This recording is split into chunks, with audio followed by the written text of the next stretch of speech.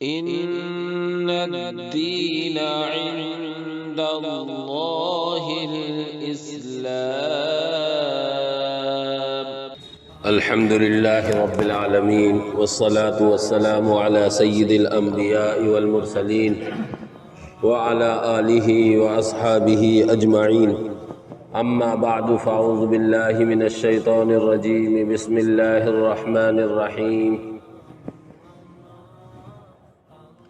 يا أيها الناس اتقوا ربكم الذي خلقكم من نفس واحدة وخلق منها زوجها وبث منهما رجالا كثيرا ونساء واتقوا الله الذي تساءلون به والأرحام. وقال عليه الصلاة والسلام: تنكح المرأة لأربعين: لمالها ولجمالها ولحسبها ولدينها فاظفر لذات الدين تربت يداك، او كما قال نبینا صلی اللہ علیہ وسلم. محترم بزرگوں، بھائیوں،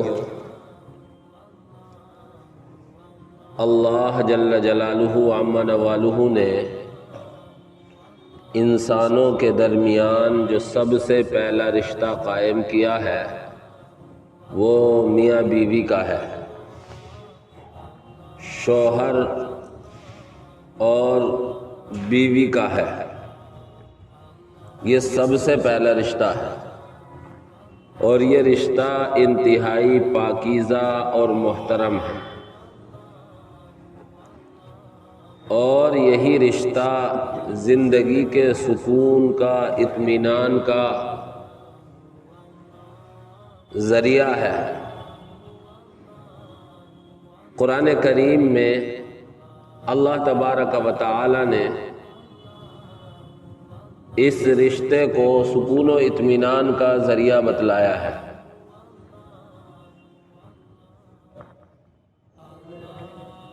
اللہ تبارک و تعالی فرماتا: وَمِنْ آيَاتِهِ أَنْ خَلَقَ لَكُم مِّنْ أَنفُسِكُمْ أَزْوَاجًا لِتَسْكُنُوا إِلَيْهَا. اللہ کی قدرت کی نشانیوں میں سے ایک نشانی یہ ہے کہ اللہ نے تمہارے ہی میں سے تمہاری بیویاں، تمہارے جوڑے بنائے ہیں تاکہ تم سکون حاصل کرو. وَجَعَلَ بَيْنَكُمْ مَوَدَّةً وَرَحْمَةً، اور اللہ تبارک و تعالی نے تمہارے درمیان ایک دوسرے کے لیے محبت اور ایک دوسرے کے لیے شفقت رکھی ہے.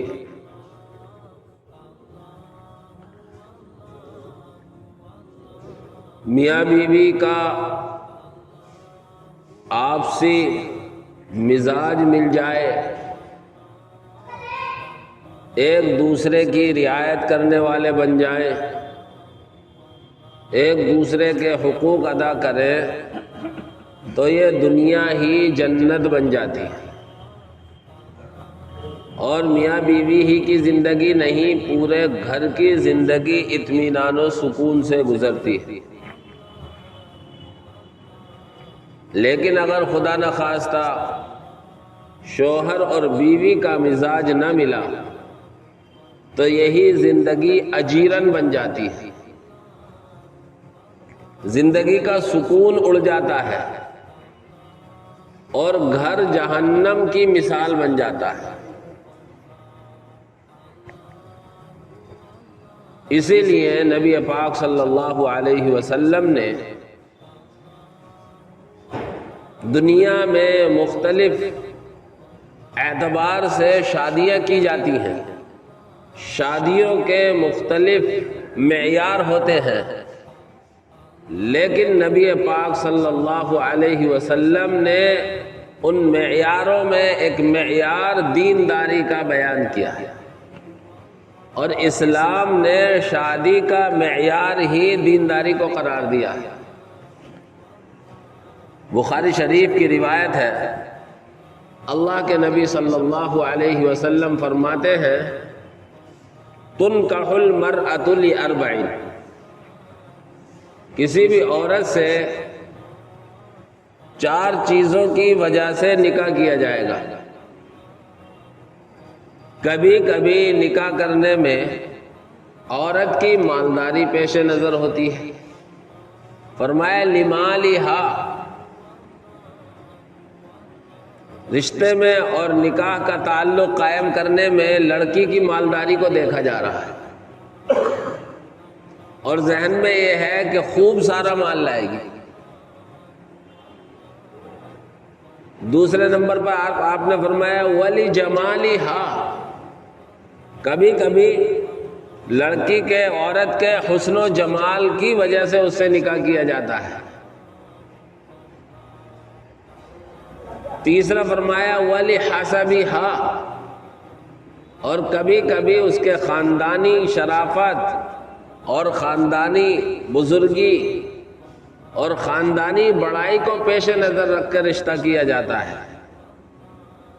اور چوتھے نمبر پر ارشاد فرمایا ولی دینہا، اور کبھی کبھی عورت کی، لڑکی کی دینداری کو معیار بنایا جاتا ہے۔ اللہ کے نبی صلی اللہ علیہ وسلم فرماتے ہیں یہی چیز معیار بنانے کے قابل ہے۔ فاظفر لذات الدین، کسی دیندار ہی سے نکاح کر کے گھر کو کامیاب بنا لو، زندگی کو کامیاب بنا لو، تربت یداک، تمہارے ہاتھ خاک آلود ہو۔ یعنی اللہ کے نبی صلی اللہ علیہ وسلم نے ہم سب کو یہ سبق دیا ہے کہ رشتہ اور نکاح کرنے میں نہ مال پیش نظر ہو، نہ جمال پیش نظر ہو، نہ خاندان اور خاندان کی بڑائی پیش نظر ہو۔ اگر سب سے پہلا معیار بنانا ہے، کسی چیز کو بنیاد بنا کر اگر رشتہ کرنا ہے تو رشتے میں دینداری پیش نظر ہونی چاہیے۔ دینداری اگر ہوگی تو ساری چیزیں اللہ رب العزت والجلال صحیح فرما دے گا۔ اور دینداری کا ہونا اس لیے بھی ضروری ہے کہ بیوی کا ایک خاص اثر ہوتا ہے شوہر کی زندگی پر۔ دینداری کی طرف لے جانے میں بھی اور بے دینی کی طرف لے جانے میں بھی ایک بیوی کا اس کے شوہر پر خاص اثر ہوتا ہے۔ اور ایسا نہیں بلکہ اس کا قرآن و حدیث سے پتہ چلتا ہے۔ اگر بیوی دیندار ہوگی تو شوہر کو دینداری پر آنا مجبوری ہو جائے گی، اور اللہ کی ذات سے امید ہے کہ وہ دیندار بن جائے گا۔ اور اگر خدا نخواستہ بیوی بے دین ہوئی تو پھر شوہر کو اور اولاد کو بھی وہ بے دین بنا دے گی۔ آپ سب سے پہلے مثال لیں کس طریقے سے شوہر بعض مرتبہ اپنی بیوی کے سامنے سرنڈر ہو جاتا ہے، گھٹنے ٹیک دیتا ہے، اور وہ مجبور محض ہو جاتا ہے۔ سب سے پہلے میں قرآن سے مثال دیتا ہوں۔ اللہ کے نبی صلی اللہ علیہ وسلم پر جو قرآن اللہ نے بھیجا ہے وہ ہم سب کی رہنمائی کرتا ہے۔ موسیٰ علیہ السلام کے پیدا ہونے سے پہلے فرعون کی حکومت ہے، اور فرعون خواب دیکھتا ہے کہ بنی اسرائیل میں کوئی ایسا بچہ پیدا ہوگا جو میری حکومت اور سلطنت کو ختم کر دے گا۔ بڑی فکر ہوئی، اپنے وقت کے نجومیوں سے اور اپنے خیر خواہوں سے اس نے مشورہ کیا، اور سب نے یہ رائے دی کہ بنی اسرائیل میں جو بھی بچہ پیدا ہو اسے قتل کراؤ، نہ کوئی زندہ رہے گا، نہ ہماری حکومت کے سقوط کا اور گرنے کا ذریعہ بنے گا۔ اسی پر عمل ہونے لگا۔ حضرت موسیٰ علیہ السلام کی والدہ کو جب موسیٰ علیہ السلام کا حمل ہوا اور موسیٰ علیہ السلام پیدا ہو گئے تو بڑا خوف اور ڈر ہوا کہ یہ میرا بچہ قتل کر دیا جائے گا۔ اللہ نے حضرت موسیٰ علیہ السلام کی والدہ کے دل میں یہ بات ڈالی کہ تم تو اسے صندوق میں پیک کرو اور دریا میں چھوڑ دو۔ باقی پھر خدا کی قدرت کا کرشمہ دیکھنا۔ انہوں نے اللہ پر بھروسہ اور یقین کر کے حضرت موسیٰ علیہ السلام کو صندوق میں رکھا، اور صندوق میں رکھنے کے بعد اسے دریا میں چھوڑ دیا۔ وہ صندوق فرعون کی باندیوں کو ہاتھ لگا، اور وہ صندوق فرعون کے دربار میں پہنچا تو اس میں خوبصورت بچہ نکلا، لڑکا ہے جو سپاہی بچوں کے قتل کرنے پر مامور تھے، وہ آگے اپنے ہتھیار لے کر قتل کرنے کے لیے۔ فرعون کی بیوی حضرت آسیہ رضی اللہ تعالی عنہا، انہوں نے حضرت موسیٰ علیہ السلام کے متعلق فرعون سے کہا لا تقتلوه عسى ان ينفعنا او نتخذه ولدا۔ فرعون سے کہا آپ اسے قتل نہ کریں، ہو سکتا ہے یہ ہمیں فائدہ دے یا ہم اسے اپنا بیٹا بنا لیں۔ فرعون ایسا سخت آدمی تھا اور اس کا آرڈر سب پر چلتا تھا، لیکن بیوی حضرت آسیہ کے سامنے وہ مجبور ہو گیا اور اسے اپنا حکم بدلنا پڑا اور یہ کہا کہ چلو اسے قتل مت کرو۔ اس سے پتہ چلا کہ بہت سے معاملات ایسے ہوتے ہیں کہ شوہر اپنی بیوی سے دبتا ہے اور بیوی کی بات ماننی پڑتی ہے۔ فرعون کو حضرت موسیٰ علیہ السلام کے تعلق سے اپنی بیوی حضرت آسیہ رضی اللہ تعالی عنہ کی بات ماننی پڑی اور موسیٰ علیہ السلام کی زندگی بخش دی، اور فرعون جس چیز سے ڈر رہا تھا اور جو اسے خطرہ لاحق تھا، اور سینکڑوں بچے اسی خطرے کی بنیاد پر بنی اسرائیل کے تحت کرا دیے تھے، اسی کی پرورش خود کر رہا ہے۔ یہاں میں جو سمجھانا چاہتا ہوں وہ یہ ہے کہ شوہر اپنی بیوی کی بہت ساری باتوں کے ماننے پر مجبور ہوتا ہے۔ جب بیوی دیندار ہوگی تو بیوی دینی مزاج رکھے گی تو شوہر کو اور اس کی اولاد کو بھی دین کی طرف لائے گی اور شوہر مانے گا۔ اور اس واقعے میں یہ بھی سبق ملتا ہے کہ جس کو اللہ رکھے اس کو کون چکھے۔ جب اللہ رب العزت والجلال کو کوئی کام کرانا ہوتا ہے، اس کی قدرت اپنی قدرت کا وہ کرشمہ دکھاتا ہے کہ دشمنوں ہی سے اس کی پرورش کرا رہا ہے۔ دوسرا واقعہ حضور اکرم صلی اللہ علیہ وسلم کی زندگی کا لیں۔ نیک بیوی ہوگی تو بعض دفعہ مرد پر ایسے حالات آ جاتے ہیں کہ اسے کچھ نہیں سجھاتا، اسے کچھ سمجھ میں نہیں آتا، ایسے موقعوں پر بھی نیک بیویاں صحیح رہنمائی کرتی۔ جب سب سے پہلی وحی حضور اکرم صلی اللہ علیہ وسلم پر اتری غار حرا میں، تو آپ علیہ السلام کو حضرت جبریل علیہ السلام نے آ کر دبوچا۔ دبوچنے کے بعد کہا پڑھو۔ یہ 3 مرتبہ اس طریقے سے واقعہ پیش آیا، آپ کہتے تھے میں پڑھا ہوا نہیں ہوں۔ بالآخر تیسری مرتبہ دبوچنے کے بعد چھوڑا، اور چھوڑنے کے بعد 5 آیتیں یہ اقرأ بسم ربک الذی خلق خلق الانسان من علق اقرأ وربک الاکرم الذی علم بالقلم علم الانسان ما لم یعلم، یہ حضرت جبریل علیہ السلام نے پڑھ کر سنائی اور حضور کو یاد ہو گئی۔ لیکن آپ اس واقعے سے ایسے گھبرا گئے کہ گھر تشریف لائے اور آ کر حضرت خدیجۃ الکبریٰ رضی اللہ تعالی عنہا سے کہا کہ مجھے تو اپنی جان کا خطرہ لگ رہا ہے۔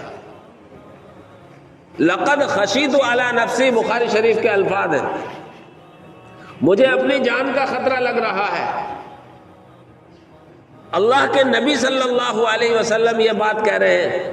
دیکھیے نیک بیوی حضرت خدیجۃ الکبریٰ رضی اللہ تعالی عنہا کیسی تسلی دیتی ہیں، کیسی دلجوئی کرتی ہیں۔ فرماتی ہیں کلا واللہ لا یخزیک اللہ ابدا، آپ کیسی باتیں کر رہے ہیں، اللہ آپ کو کبھی رسوا نہیں کرے گا۔ اور پھر آپ کی 5 خاص خوبیاں ذکر کی ہیں۔ انک لتصل الرحم، آپ تو رشتے ناطے جوڑنے والے ہیں۔ وتحمل الکل، آپ تو جو بے سہارا ہیں ان کا بوجھ اٹھاتے ہیں، ان کا سہارا بنتے ہیں۔ وَتَكْسِبُ الْمَعْدُومَ، جو کچھ کر نہیں سکتے، کما نہیں سکتے، آپ ان کے اخراجات برداشت کرتے ہیں۔ وَتَقْرِي الضَّيْفَ، آپ تو مہمان نواز ہیں۔ آپ علیہ السلام کے سامنے جب یہ خوبیاں ذکر کی تو آپ کے جو دل کی گھبراہٹ تھی اور آپ جو دلی اعتبار سے بے چین اور پریشان تھے، ایک نیک بیوی نے جب ایک شوہر کو تسلی دی تو تسلی مل گئی اور آپ علیہ السلام کو اطمینان ہو گیا۔ اور پھر اسی پر بس نہیں کیا بلکہ حضرت خدیجہ رضی اللہ تعالی عنہا اپنے چچا زاد بھائی ورقہ ابن نوفل، جو اس وقت کے لحاظ سے عیسائی مذہب پر عمل کرنے والے تھے اور صحیح تھا اس وقت وہ مذہب جب تک حضور نے نبوت کا اعلان نہیں کیا تھا، تسلی کے لیے مزید ان کے پاس لے گئی اور انہیں جا کر پورا واقعہ حضور اکرم صلی اللہ علیہ وسلم نے بتایا، اور حضور کے واقعے کے سننے کے بعد انہوں نے کہا کہ یہ تو وہ فرشتہ تھا جو حضرت موسیٰ علیہ السلام پر اترا کرتا تھا۔ اور آپ نے بھی، ورقہ ابن نوفل نے بھی آپ کو تسلی دی اور یہ کہا کاش میں اس وقت زندہ ہوتا جب تمہاری قوم تمہاری مخالفت کرے گی تو میں تمہاری زبردست مدد کرتا۔ تو یہ ایک نیک بیوی کا کردار ہے کہ وہ جب شوہر پر سخت حالات آئے ہیں، شوہر گھبرا رہا ہے، اس وقت میں نیک بیوی نے تسلی دی۔ اسی طرح حضور صلی اللہ علیہ وسلم نے ایک خواب دیکھا جب مکے سے آپ ہجرت کر کے مدینہ چلے گئے تھے تو مدینے جانے کے بعد مکے کی بڑی یاد آتی تھی، بیت اللہ کی بڑی یاد آتی تھی۔ ایک مرتبہ خواب دیکھا آپ علیہ السلام نے کہ ہم سب مکے گئے ہیں اور عمرہ کیا ہے اور اپنے سر منائے ہیں، کسی نے بال چھوٹے کرائے ہیں، وطن کا شوق، بیت اللہ کے دیدار کا شوق۔ اللہ کے نبی نے صبح کو اعلان کر دیا عمرے کے لیے جانا ہے، 1600-1700 لوگوں کا مجمع عمرے کے لیے چل دیا۔ ادھر سے کفار مکہ کے انہوں نے سوچا یہ تو ہماری ناک کٹ جائے گی، یہ ہمارے یہاں عمرہ کر کے کیسے چلے جائیں گے، حدیبیہ میں روک دیا۔ حدیبیہ میں روکا اور روکنے کے بعد ایسا مجبور کر دیا، ایسی صلح ہوئی کہ اس سال مکہ نہیں جائیں گے آپ۔ مسلمانوں نے ساری باتیں دب کر مانی۔ حضور نے فیصلہ کیا چلو بھائی یہیں احرام کھول دو، یہیں قربانی کرو۔ اعلان کر دیا قربانی کرو، کوئی قربانی کرنے کے لیے تیار نہیں ہے، حضور کی بات کو ماننے والے، لیکن اس وقت میں سب حیران تھے، ہم مسلمان حق پر ہوتے ہوئے دب کر صلح کریں۔ حضرت عمر جیسے کہنے لگے اللہ کے نبی اگر ہم حق پر ہیں تو دب کر صلح کرنے کا کیا مطلب ہے، ہوگی آمنے سامنے کی۔ اللہ کے نبی صلی اللہ علیہ وسلم حضرت ام سلمہ رضی اللہ تعالی عنہ کے خیمے میں گئے اور ان سے تذکرہ کیا۔ اللہ کے نبی صلی اللہ علیہ وسلم کی یہ بیوی ام سلمہ رضی اللہ تعالی عنہ مشورہ دیتی ہیں کہ آپ کسی سے کچھ نہ کہیں، آپ اپنی قربانی کا جانور ذبح کریں، آپ اپنا احرام کھول دیں۔ چنانچہ حضور اکرم صلی اللہ علیہ وسلم آئے اور آنے کے بعد اپنی قربانی کا جانور ذبح کیا اور احرام کھول دیا۔ جب یہ دیکھا تو سارے صحابہ نے حضور کے دیکھا دیکھ پھر سب نے قربانی کی اور احرام کھول دیا۔ تو ایسے حالات تھے کہ صحابہ جو ہر وقت اپنی جان نچھاور کرنے کے لیے تیار تھے، لیکن آپ علیہ السلام اس وقت میں قربانی کا حکم دے رہے ہیں تو اس وقت میں کوئی نہیں مان رہا ہے۔ ایسی پریشانی کے عالم میں آپ کی نیک بیوی حضرت ام سلمہ رضی اللہ تعالی عنہا نے رہنمائی کی اور اس رہنمائی پر سارے صحابہ نے آپ علیہ السلام کی نقل میں قربانی بھی کر دی اور احرام بھی کھول دیا۔ تو میں عرض کر رہا تھا کہ اللہ کے حضور اکرم صلی اللہ علیہ وسلم نے آپ کی بیوی نے آپ کو ایسی تسلی دی کہ حالات میں تھے، پریشانی میں تھے، دلی اعتبار سے بے چین تھے، لیکن نیک بیوی کا صدقہ اور طفیل یہ ہوا کہ حضرت خدیجہ نے بھی ایسی رہنمائی کی کہ آپ کو دلی اطمینان اور سکون ملا۔ حضرت ام سلمہ رضی اللہ تعالی عنہا نے بھی ایسی رہنمائی کی کہ سارے صحابہ اس حکم کو کرنے پر آمادہ ہو گئے اور اس نے اس پر عمل کیا۔ اسی لیے اللہ رب العزت والجلال کے نبی حضرت محمد الرسول اللہ صلی اللہ علیہ وسلم نے فرمایا کہ کسی بھی عورت سے نکاح کے بہت سے معیار ہو سکتے ہیں، لیکن اگر قابل اعتبار اور اول درجے کا معیار طے کرنا ہے تو لڑکی کی یا لڑکے کی دینداری کا معیار طے۔ اور پھر یہ ایسا نہیں کہ صرف اللہ کے نبی نے زبانی حکم دیا ہو، بلکہ اللہ کے نبی نے، اللہ کے نبی کے صحابہ نے اس پر عمل کیا ہے۔ حضرت ابو بکر صدیق رضی اللہ تعالی عنہ مالدار صحابہ میں تھے، بڑا کپڑے کا کاروبار تھا۔ حضرت ابو بکر صدیق رضی اللہ تعالی عنہ کی ایک بیٹی ہے اسماء بنت ابی بکر، جو ہجرت کے موقع پر حضور اکرم صلی اللہ علیہ وسلم اور حضرت ابو بکر کے کھانے وغیرہ کا سارا خیال رکھا کرتی تھی، جان جوخم میں ڈال کر جاتی تھی۔ ان کا نکاح ایک بہت معمولی سے صحابی ہیں، زبیر ابن العوام رضی اللہ تعالی عنہ، دنیا کے اعتبار سے ان کی کوئی حیثیت نہیں تھی، ان سے کیا، لیکن دینی اعتبار سے کیا حیثیت تھی؟ زبیر ابن العوام رضی اللہ تعالی عنہ ان 10 لوگوں میں ہے، ان خوش قسمت 10 لوگوں میں ہے جن کی نبی پاک صلی اللہ علیہ وسلم نے ایک مجلس میں جنتی ہونے کی بشارت دی۔ ان میں زبیر ابن عوام ہے، فلاں جنت میں، فلاں جنت میں، فلاں جنت میں، ان میں زبیر ابن عوام بھی جنت میں۔ اور کسی کے جنت میں ہونے کی دنیا میں بشارت مل جائے، اس سے بڑھیا کیا چیز ہو سکتی؟ حضرت ام سلیم رضی اللہ تعالی عنہ، یہ ایک عورت ہے، ان کے پہلے شوہر کا انتقال ہوا، ابو طلحہ انصاری بہت بڑے مالدار تھے، لیکن اس وقت تک مشرک تھے، مسلمان نہیں ہوئے تھے۔ انہوں نے نکاح کا پیغام بھیجا، ام سلیم رضی اللہ تعالی عنہ نے کہا ساری باتیں ٹھیک ہیں، لیکن مشرک کے ساتھ نکاح نہیں ہو سکتا۔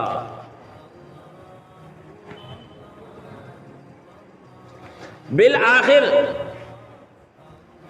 حضرت ام سلیم رضی اللہ تعالی عنہ کے اس بار بار کہنے نے کہ مشرک کے ساتھ نکاح نہیں ہو سکتا، انہیں مجبور کیا ایمان لانے پر، اور مخلص مومن ہوئے، اور پھر ام سلیم رضی اللہ تعالی عنہ سے نکاح ہوا۔